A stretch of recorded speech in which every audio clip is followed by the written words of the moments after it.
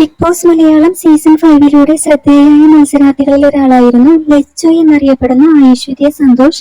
എന്നാൽ ആരോഗ്യ പ്രശ്നങ്ങൾ കാരണം ലച്ചുവിന് ഷോ പൂർത്തിയാക്കാനായിട്ട് സാധിച്ചിരുന്നില്ല. താൻ വിവാഹിതയാണെന്ന് വെളിപ്പെടുത്തിയിരിക്കുകയാണ് ലച്ചു ഇപ്പോൾ.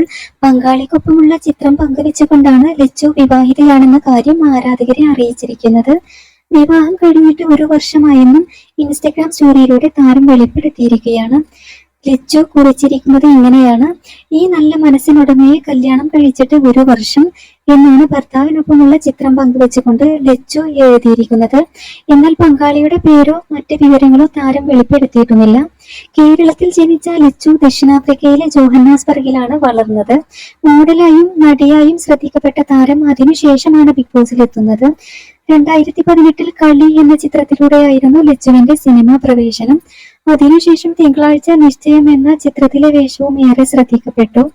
ബോൾഡ് ഫോട്ടോഷൂട്ടിലൂടെയും താരം ആരാധകരെ നേടിയിട്ടുണ്ട്.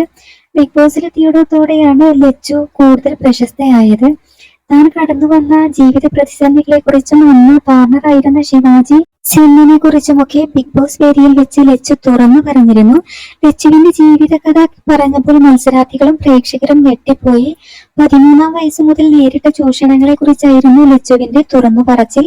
പിന്നീട് ശിവാജിയുമായി വേർപിരിഞ്ഞ കാര്യവും ലച്ചു സോഷ്യൽ മീഡിയയിലൂടെ ആരാധകരെ അറിയിച്ചിരുന്നു. എന്നാൽ കഴിഞ്ഞ കുറെ നാളുകളായി ലച്ചു സോഷ്യൽ മീഡിയയിൽ അത്ര സജീവമല്ല. ഇപ്പോൾ വിവാഹ വാർത്ത പങ്കുവെച്ചതോടെ ആരാധകരും അമ്പരന്നിരിക്കുകയാണ്.